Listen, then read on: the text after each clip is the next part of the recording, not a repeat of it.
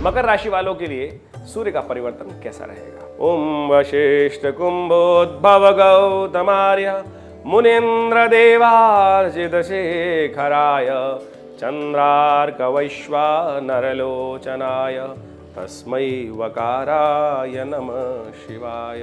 ओम नमः शिवाय। नमस्कार, स्वागत है आपका आचार्य वाणी में। मैं आचार्य डॉक्टर विक्रमादित्य आपके साथ हूँ और आज का हमारा विषय है कि मकर राशि वालों के लिए सूर्य का परिवर्तन क्या करने जा रहा है। देखिए मकर राशि वालों, आपकी राशि के अनुसार से हम बात करें तो इस वक्त सितंबर के महीने में सूर्य का परिवर्तन होने के योग बन रहे हैं। सूर्य हर महीने अपनी राशि बदलते हैं और एक राशि में करीब 30 दिन तक रहते हैं और 30 दिन के बाद अपनी राशि में आगे पदार्पण कर जाते हैं। और अभी सूर्य जो चल रहे हैं वो विशेष तौर पर बदलकर विशेष तौर पर 17 सितंबर को करीब दोपहर को 1:31 पर रविवार के दिन सूर्य परिवर्तन का योग बनाने वाले हैं और सूर्य अष्टम भाव से निकलकर नवम भाव में जाएंगे, भाग्य के द्वार जाने वाले हैं। ऐसे में आपका बड़ा महत्वपूर्ण भाव रहने वाला है, आपको बहुत सोच समझकर कार्य करना है। सूर्य आपके अष्टम भाव के स्वामी हैं और वो भाग्य में जा रहे हैं। आपकी राशि के अनुसार से हम बात कर रहे हैं और एक गोचर के दृष्टिकोण से राशि के अनुसार से देखना सबसे प्रशस्त माना जाता है। वैसे तो देखना पड़ता है जन्मपत्री के अंदर कौन सा भाव ज़्यादा प्रशस्त है कि लग्न राशि या जन्म राशि, दोनों में से देख लेना चाहिए। जन्म राशि वो कि जिसमें व्यक्ति का चंद्रमा जब जन्म के समय चल रहा होता है वो जन्म राशि मानी जाती है। लग्न राशि वो कि जिस लग्न उदय के समय में व्यक्ति का जन्म हुआ है। और राशि जो होती है चंद्र राशि वो करीब 2 से ढाई दिन तक एक राशि रह सकती है, लेकिन लग्न राशि जो है वो हर 2 से करीब 2.5 घंटे के बीच में परिवर्तन की तरफ चली जाती है। तो जन्मपत्री के बनाते वक्त इन सब विषयों को देखना चाहिए। और अनेक ज्योतिषों का मत है कि कौन सी लग्न राशि प्रभावी होगी या जन्म राशि प्रभावी होगी। तो हम इस वक्त बात कर रहे हैं मकर की। तो मकर राशि में जो सूर्य का परिवर्तन होने जा रहा है, अष्टम भाव से नवम भाव में सूर्य का पदार्पण होगा और सूर्य का ये पदार्पण जो है नवम भाव में विशेष तौर पर बहुत महत्वपूर्ण रहने वाला है। हर लिहाज से बच्चों के लिए अलग प्रभाव होगा, बड़ों के लिए अलग प्रभाव होगा, स्त्रियों के लिए अलग प्रभाव होगा, पुरुषों के लिए अलग प्रभाव होगा। तो उन सब चीज़ों को समझते हुए क्या सार्वभौमिक तौर पर आप कैसे राशि के अनुसार जान सकते हैं कि आपके ऊपर किस प्रकार का महत्वपूर्ण प्रभाव उत्पन्न करने वाला है। सबसे पहले बच्चों के संबंध में जान लें तो जो लोग बच्चे शिक्षा के क्षेत्र में कार्य कर रहे हैं उनके लिए समय थोड़ा भारी दिखाई देता है। चीज़ों को समझने में, चीज़ों को कॉन्सेप्ट को क्लियर करने में विशेष तौर पर मकर राशि वालों को थोड़ी दिक्कत आने के योग बन सकते हैं। अपने विचारों में व्यक्ति मग्न रहते दिखाई दे रहे हैं। दिमाग जो विचार के फ्लक्चुएशंस हैं वो थोड़ा फ्लक्चुएट होती दिखा रही है, यानी विचार का प्रवाह जो है थोड़ा फ्लक्चुएट होता दिखाई दे रहा है। सेंट्रलाइज जो फोकस है वो हो नहीं पाएगा, उसके कारण से चीज़ों को समझने में दिक्कत आने के योग बन सकते हैं। तो बच्चों के साथ काउंसलिंग करके चीज़ों को अच्छे से समझाने का प्रयास करना चाहिए, इंटरेस्ट जगाने का प्रयास करना चाहिए। ऐसे में अन्यथा नहीं तो ये टाइम 1 महीने का जो समय है थोड़ा सा नेगेटिव जाने के योग बनते दिखाई दे रहे हैं। तो जिन बच्चों की मकर राशि है उनके माँ बाप को विशेष तौर पे ध्यान रखते हुए कार्य करना है कि बच्चों की शिक्षा के क्षेत्र में थोड़ा ध्यान ज़्यादा देते हुए कार्य करने का प्रयास कीजिए। और एक बात और ध्यान रखें, जो लोग भी मकर राशि से संबंध रखते हैं ऐसे में सूर्य का जो ये परिवर्तन जो है अष्टम भाव से नवम भाव की तरफ जाना और 1 महीने तक करीब 17 सितंबर को ये परिवर्तन होने के योग हैं। और जो रविवार के दिन सूर्य परिवर्तन करेंगे दोपहर को 1:31 पर 18 अक्टूबर तक वहीं चलेंगे। 18 अक्टूबर तक कन्या राशि में सूर्य रहने वाले हैं और ये 18 अक्टूबर सुबह 1:30 तक योग रहेगा। तो करीब जो दिन है 30 दिन के आसपास का ये योग बनेगा और ऐसे में बहुत सोच समझकर कार्य करने की ज़रूरत है। आवेश बढ़ता दिखाई दे रहा है, ऐसे में कॉन्सेप्चुअल डिफरेंसेस बढ़ सकते हैं। आवेश के कारण से हो सकता है कि जो लोग नौकरी कर रहे हैं या साथ में मिलकर काम कर रहे हैं वहाँ थोड़ी सी खटपट साथ में काम करने वालों से, भाई बहनों से या ऑफिस में काम करने वाले लोगों से, आपके आसपास के लोगों से थोड़ी सी खटपट होने के योग दिखाई देते हैं और यही कारण बन सकता है कि उन्नति का रास्ता थोड़ा मुश्किल हो सकता है। तो इस बात को ध्यान रखते हुए कार्य करना है कि जो भी कार्य करें थोड़ी सी अपने आवेश को कंट्रोल में रखने का प्रयास। सूर्य आवेश कारक ग्रह है।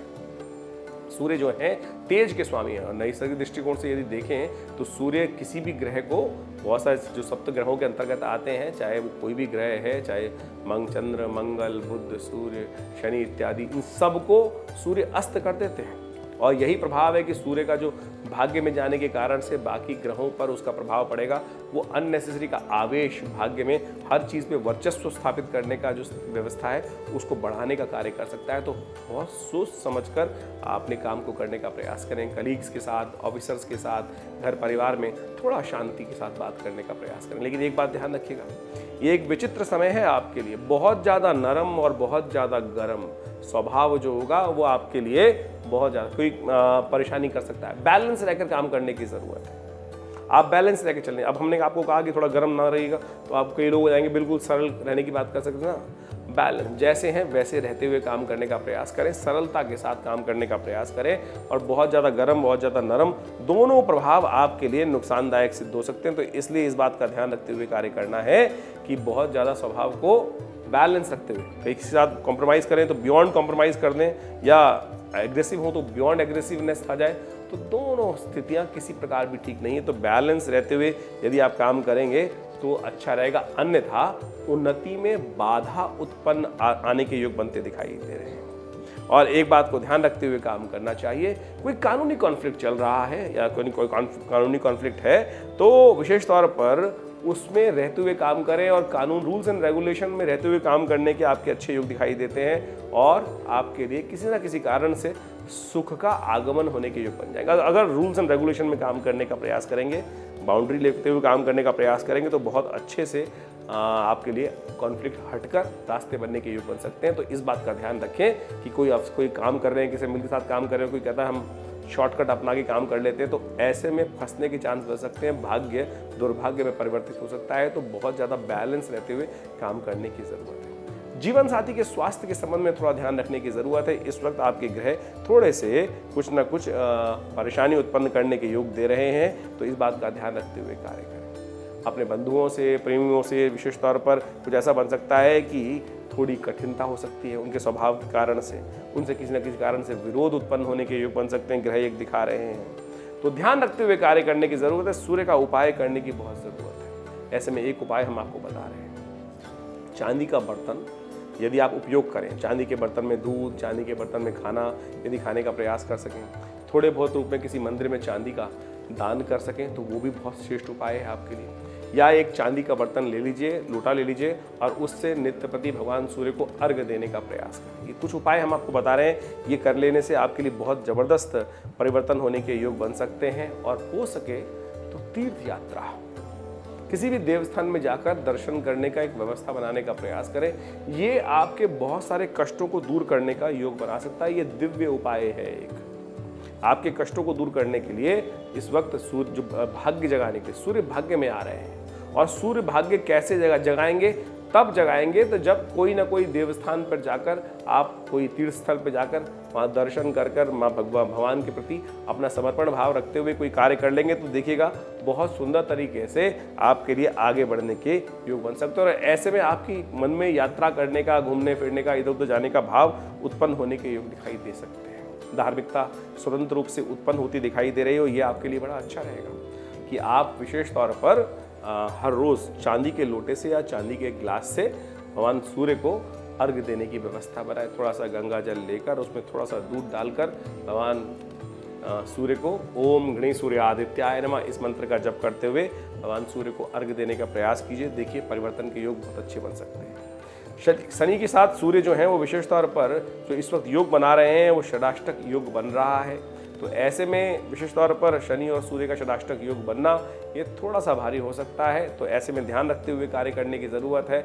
आधे समय तक तो मंगल के साथ भी षडाष्टक योग शनि का बना रहेगा। तो कॉन्फ्लिक्ट में ना फंसे, बिल्कुल किसी भी कारण से कॉन्फ्लिक्ट में फंसना वो आपके लिए अच्छा नहीं रहेगा। तो बहुत सोच समझकर कार्य करने से आपको रास्ता बन सकता है और किसी अच्छे व्यक्ति की सलाह लेते हुए कार्य करना आपके लिए अच्छा हो सकता है। आवेश को त्यागते हुए कार्य करने का प्रयास कीजिए, उससे सुख का पदार्पण होगा, सुख जीवन में आएगा। और ये उपाय जो हमने बताया इसको कर लेंगे तो बहुत कल्याणकारी रहेगा। नमस्कार, धन्यवाद।